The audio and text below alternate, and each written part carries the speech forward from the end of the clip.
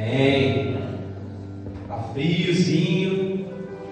Eu louvo a Deus por sua vida, porque você fez uma escolha hoje. Você escolheu Deus hoje. Como a Áquila bem disse aqui, você podia ter escolhido o seu sofá, tá quentinho. Você podia ter escolhido lá um chocolate quente, mas você escolheu Deus. E eu louvo a Deus por sua vida, porque são essas escolhas que moldam a nossa vida cristã. Escolhas. E o Anselmo, falando aqui, ele lembra do início da caminhada dele. Quantos de nós aqui a gente lembra do nosso início? Mas será que a gente tem se preocupado como isso vai terminar? Quando o Anselmo falou, eu falei, caramba, eu lembro. Mas será que você está preocupado de como vai terminar quando você fechar o seu olho? O que você vai deixar na sua vida espiritual? E a gente vai falar um pouquinho sobre isso. Eu convido você a abrir a sua Bíblia lá no livro de Deuteronômio, bem no iniciozinho da Bíblia. Deuteronômio, a gente vai no capítulo 34, no último capítulo. Deuteronômio 34, a gente vai ler do 7 ao 9.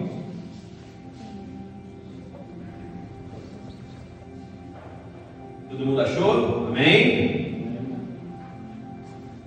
Mas antes de ler, eu quero fazer uma pergunta para você hoje. Você tem preparado o seu sucessor? Não no trabalho, mas no reino. Você tem preparado o sucessor? Eu quero meditar com você nisso hoje. A palavra de Deus, ela diz o seguinte: Moisés tinha 120 anos quando morreu. A sua vista não havia se escurecido, nem ele havia perdido o vigor. Os israelitas choraram por Moisés durante 30 dias nas planícies de Moabe. Depois disso, terminaram os dias do pranto do luto por Moisés. Josué, filho de Nun, estava cheio do espírito de sabedoria, pois Moisés lhe havia imposto as mãos. Assim, os israelitas obedeceram a ele, a Josué, e fizeram conforme o Senhor havia ordenado a Moisés. Então, nesse primeiro ponto aqui, nesse primeiro panorama, a gente tem Moisés. Moisés foi um homem que se preparou na caminhada. Ele foi um líder chamado por Deus. Foi alguém preparado no caminho. Só que Moisés não parou por aí. Moisés também preparou um novo líder, Josué. Aqui, ó, a gente vê no versículo 9 que Josué estava cheio de espírito, porque Moisés impôs as mãos nele e preparou ele. Ou seja, Moisés se preparou. Moisés preparou um novo líder. E quando você prepara um líder, você prepara também uma geração. Então Moisés deixou Josué encaminhado, preparado, deixou Josué ali caminhando com uma nova geração. Agora eu quero convidar você um pouquinho para frente, no próximo livro. Vamos abrir Josué.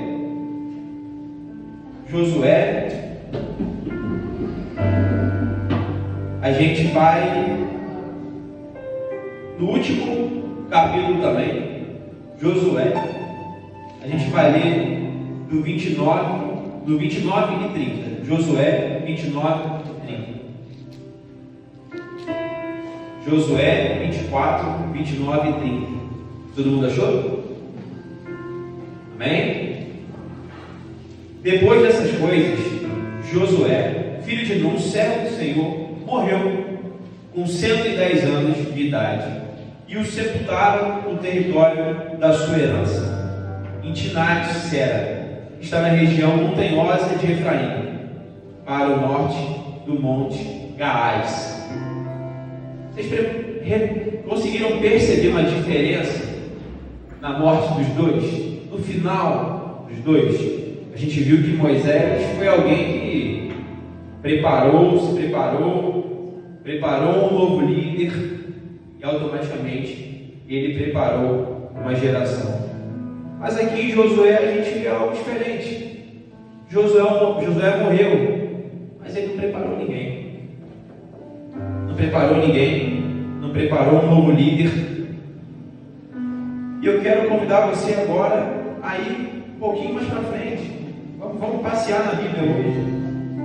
Vamos no livro de Juízes, próximo livro, porque a Bíblia ela fala muito sobre sucessão. Isso é importante na nossa vida. Juízes, a gente vai bem no início, capítulo 2. Juízes 2, versículo 8.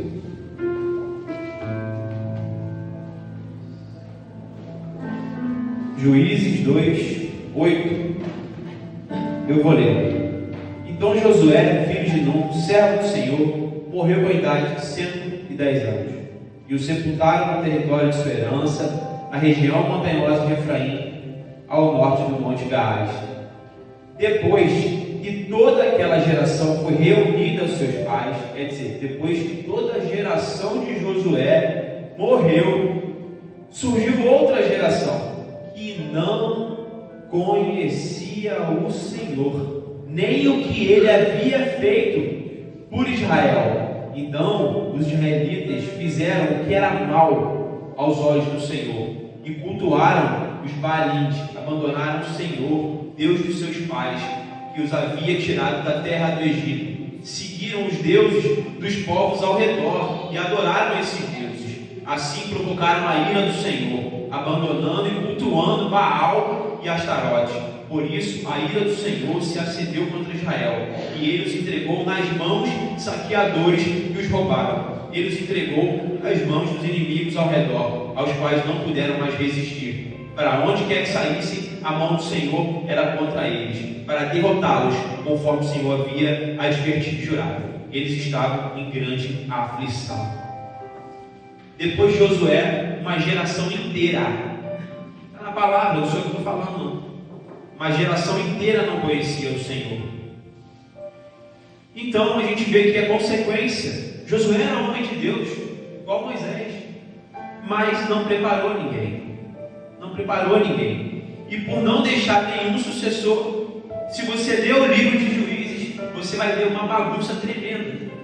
Um livro muito diferente. A gente vê ali em Gênesis, tudo bem, tem a queda, mas depois a gente vê Abraão, Isaac, Jacó, Moisés, e aí a gente vai ver o livro de Êxodo, o povo saindo, a gente vai ver as leis, a gente vai ver Josué derrotando. E Juízes é um livro que, se você lê ele com atenção, você fica arrepiado, com medo, porque é um livro que é algo assim, meu Deus, eu estava vindo de vitória, vitória, vitória, e agora está tudo bagunçado.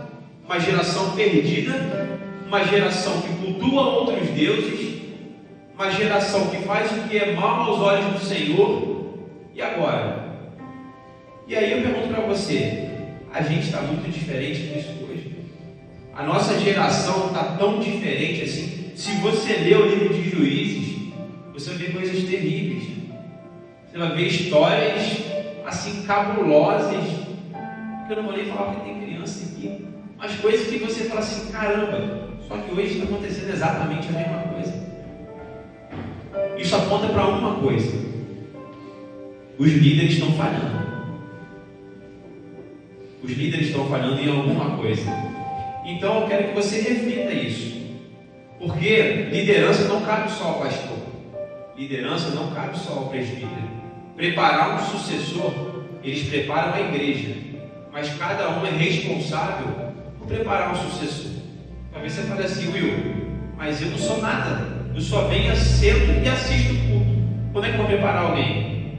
Não é possível que na sua casa não more ninguém. A sua casa é o primeiro lugar. É o primeiro lugar que você tem que preparar um sucessor. É o primeiro lugar. Diferente de como Josué, homem de Deus, talvez não, com certeza que você é um homem de Deus, uma mulher de Deus, mas você não está preparando ninguém. Não prepara seus filhos, não prepara sua esposa, não prepara ninguém. Você só vem no culto, e aí a consequência disso aqui hoje. porque cabe a gente preparar um sucessor. E quando a gente prepara alguém, quando a gente prepara, sucessor quer dizer que é aquele que continua o que você estava fazendo. Então talvez você esteja vivendo de uma maneira digna para o Senhor mesmo, adorando a Deus, dando o seu melhor, mas você está fazendo isso sozinho. E você precisa olhar para o lado.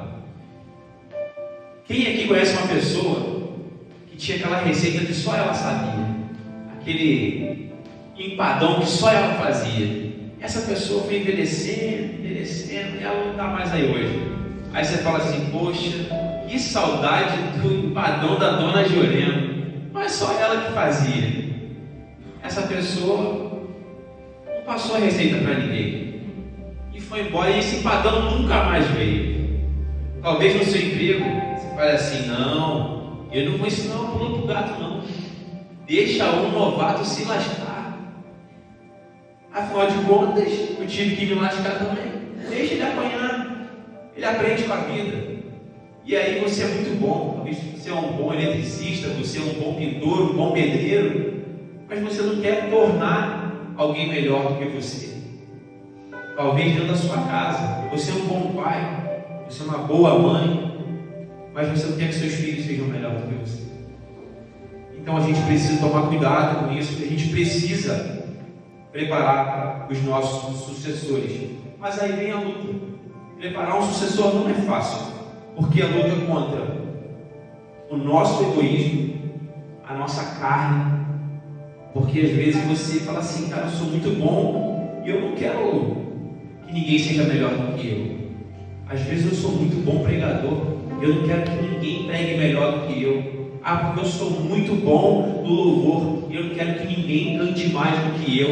Então eu não vou dar, não, deixa ela cantando desafinada. É bom que na hora que eu for ali eu vou arrebentar. Ah lá, está pregando, gaguejando, é bom que na hora que eu subir ali eu vou arrebentar. Você pode fazer isso aqui, mas para Deus, toda a gagueira, toda a desafinação de quem estava fazendo com o coração é melhor. Então a gente precisa tomar cuidado com isso. Então, ao invés da gente achar que é muito bom, que é melhor no que faz, prepare alguém para ser melhor do que você. Para ser melhor do que você. Então, às vezes, você está fazendo isso com sua vida espiritual. Eu sou um bom crente, eu oro, eu jejuo, eu leio a Bíblia, mas só você. Aí você sabe que tem um irmão que está em dificuldade, que não consegue firmar o pé. Aí sabe o que você faz? Aí, não sei para que é crente. No jejum, não ora, vive caindo no mundo. Caminha com ele, prepara ele, sabe? É a sucessão, é aquilo que a gente tem que fazer. Mas a gente precisa quebrar o nosso orgulho, o nosso ego. É humilhar-se. É necessário que a gente se humilhe para que o Senhor cresça.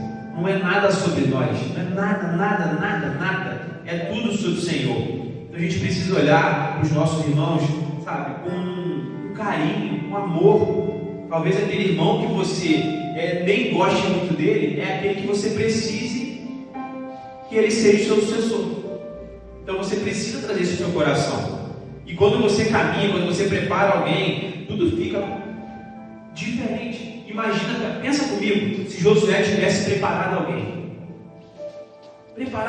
Olha, agora chegou a minha hora, como Moisés fez com ele. Eu nem sei como é que seria, o livro de Juízes ia ter outro título, mas não era. E então, você quer dizer comigo o seguinte: já que Josué não preparou ninguém, vai dar ruim. O plano de Deus vai se frustrar, Luciano. Porque já que Josué não preparou ninguém, o plano de Deus vai mudar. Não. O plano de Deus é imutável. O plano de Deus não muda. Mas a consequência do caminho é a gente que faz. Os planos de Deus para nós são planos de bem, de fazer prosperar. Mas a gente é responsável pela caminhada. Então a gente precisa entender que as nossas consequências, que as nossas atitudes são o que geram as nossas consequências. Deus ele vai fazer o plano dele ser cumprido. Tinha que acabar na cruz, tinha que chegar na cruz. Então quer dizer, porque Josué não preparou ninguém no plano dele, ia se frustrar? Nunca. O plano de Deus não se frustra. Então a gente precisa tomar cuidado com isso, sabe? Ter cuidado com isso, cuidado com como a gente tem caminhado, como a gente tem preparado a igreja. A gente não foi convocado para sentar aqui nos travando, não. Não foi. Então a gente precisa, sabe, trazer para o nosso coração: ah, mas eu não sei fazer. Não, gente, a gente tem que mudar. Eu não sei vocês, mas eu tenho visto que o tempo está chegando. Jesus está voltando. E aí? E você? Você vai ficar numa posição ou você vai tomar um posicionamento? Posição nem sempre é boa. Às vezes a posição que você está hoje na sua vida espiritual, e eu tenho muito temor de falar isso, quando o Senhor voltar, você chega para ele e fala assim: Senhor voltou, vamos lá, olha, eu expulsei demônio. Ele está lá assim, ó, e você vai e faz só assim, ó: eu não te conheço. Mas eu expulsei demônio, mas eu fiz isso. Mas a posição, o posicionamento que você tomou não agradava a Deus. Então está na hora da gente se mexer. Eu não sei você, mas eu não estou satisfeito com o meu banco assim. De verdade, eu fico muito triste. Por quê? Quando eu olho para a minha vida, igual o Celso fala aqui, a gente olha para o nosso passado, eu não tinha frio que me parasse para ir para a noitada. Eu botava 1, 2, 3, 4, 5 casacos, mas eu não deixava de ir no baile. Não deixava. Já está passando mal, tomava antibiótico sem receita, tomava de comprar para ir para o baile. Mas na igreja, está frio, espirrei. Não. É porque a gente não vê a consequência. E o muito perigoso, a gente faz isso, a consequência a gente não está vendo. Eu queria que Deus botasse um telão aqui, 10 segundos no mundo espiritual. Essa igreja estava lotada domingo.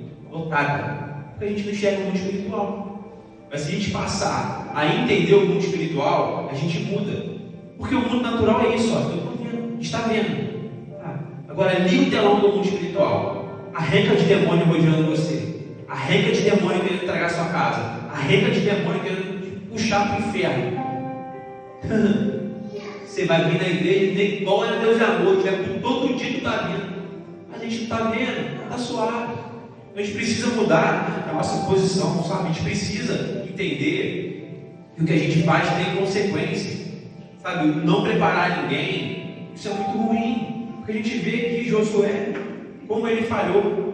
Então a gente precisa mudar a chave, gente. Mudar a chave, cabe a nós. E eu não consigo dar a chave de ninguém. Anselmo não consegue, Aquila não consegue, ninguém consegue. É você, é o responsável. Eu sou responsável pela minha casa, pela nossa vida. Não adianta eu querer mudar a chave do Robert. Eu não vou, porque a vida é dele. Está na mão dele mudar. Na minha casa ninguém consegue mudar. Eu sou o responsável. Então começa a mudar hoje. Você não está aqui à toa hoje. Você não está aqui à toa hoje. Deus te trouxe aqui porque Ele sabe da sua capacidade. Ele sabe da sua capacidade. E Ele sabe, e Ele está te preparando para você não negligenciar o seu chamado. A gente acha que chamado é isso. Ah, eu não sou chamado para ser pastor, eu não sou chamado para ser do louvor, não tem chamado nenhum. Gente, isso é desculpa para boi dormir. É aquela desculpa conformista. Tem chamado em qualquer lugar. Tem chamado para limpar a igreja.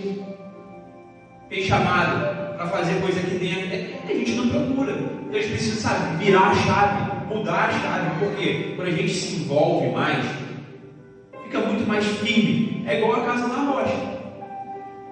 Quando a gente não se envolve, a gente está firmando a nossa casa na areia. Aí o que acontece? Tem uma tempestade, cai, vai embora. Agora na rocha, está na palavra. Vai vir vento forte, vai vir tempestade, o vento vai soprar, mas não vai derrubar, porque está na igreja. A gente tem 7 dias na semana. 7 dias na semana. É só fazer a conta. Não é difícil não. A gente passa mais tempo aí fora do que dentro da igreja. Eu tenho medo disso. Por quê? Se você acha que você é muito bom, muito forte, parabéns. Mas cuidado com o dom. cuidado com o tom. Se você acha que você é muito bom, que não precisa vir na igreja, cuidado com o tom. É aqui que a gente está perto um do outro. É aqui que a gente está, sabe, se ajudando. Isso aqui é como uma família. Às vezes não tem dentro da sua casa quem te auxilie e quem pode orar com você igual na igreja. Então que você possa mudar a sua vida, que você possa virar uma chave, entender o que Deus tem para a sua vida. Sabe, você foi chamado sim para ter um sucessor. Então, eu te aconselho hoje a fazer essa pergunta que eu falei lá no início: quem é meu sucessor? Você analisa, com quem você está caminhando? Se não é ninguém, é hora de mudar. Isso aqui não foi feito só para Instagram não, e Facebook não. Cada uma lista lá sua, deve ter alguém, certeza que tem, alguém que você sabe que precisa, que você já viu aqui dentro, que não está aqui mais. Manda uma mensagem: alô fulano, poxa, não tenho visto mais você aqui, o que está acontecendo com você? Está tudo bem? Alguma coisa que eu posso fazer com você? Pô, então vamos fazer aqui, vamos orar junto. Você topa orar comigo? Quero orar por você 30 dias. Eu já fiz isso com uma pessoa. 30 dias, tinha dia que ele não mandava nem uma mãozinha, mas 30 dias de noite eu pegava o WhatsApp e mandava uma oração, 2 minutos, durante 30 dias. Eu fiz isso pela vida dele.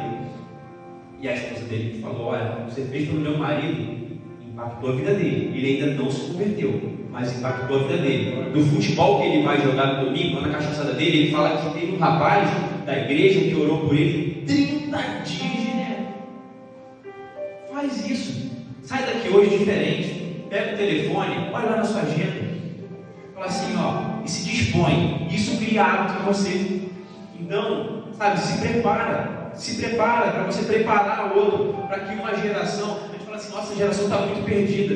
É claro, os líderes estão mais perdidos que a geração. E aí? A gente vai sentar e, é isso, não muda mais não tem mais jeito não, a geração está perdida mesmo. E eu não sei vocês, mas eu não me conformo com isso não. Me conformo não. Então, enquanto eu puder falar do verdadeiro evangelho, enquanto eu puder falar o que Jesus fez na minha vida, como Ele me transformou e como Ele pode transformar, eu não vou me calar não. Eu não vou sentar no banco não. Eu não vou chamar para me calar. Na noite eu saí aí gritando, fazendo zoeira. Aí na igreja eu me calo. No reino de Deus eu me calo. Que covarde que eu sou. Deus me tirou. Sabe? Então assim, às vezes eu falo para pessoas aqui que nasceram na igreja, não é a mesma realidade que a minha. Mas eu garanto que você pode melhorar. Pode melhorar. Então que o Senhor venha trazer o seu coração hoje. Às vezes você fala assim: olha, não sei, mas pede a Deus assim: Senhor, eu quero mudar, eu quero ser diferente, eu quero influenciar, eu quero ser alguém que as pessoas enxerguem em mim a vontade de conhecer Jesus. E aí, quando a gente passar, aqui a gente tem, vamos matar 1, 2, 3, 4, 5, 6, 7, 8, 9, 10, 11, 12, 13, 14, 15, 16, 17, 18, 19, 20, 22 pessoas aqui hoje. 22 pessoas. Se cada uma fizer um sucessor, tinha 44. Então está na nossa mão também. Não é quem está se lamentando, não. É hora de pegar também o arado e ir para o campo. A seara está aí. Os efeitos são poucos. São poucos mesmo. Está na palavra. Não tem nada de diferente aqui não. Mas está na hora de a gente pegar o firme, ir para cima e fazer acontecer e criar, ter essa vida para incentivar e deixar um legado de sucessores em nome de Jesus. Amém? Essa é a palavra que o Senhor colocou no meu coração. Espero ter te abençoado e que você saia diferente hoje. Você não é tão tímido que possa mudar. Você não é tão despreparado. Você é filho do Deus. E Deus não tem filho despreparado. Quem bota na sua cabeça que você não pode é o diabo. Deixa ele falar isso no seu ouvido, não. Não deixa ele falar que quando você estava longe de Deus, você era melhor do que você está aqui, não.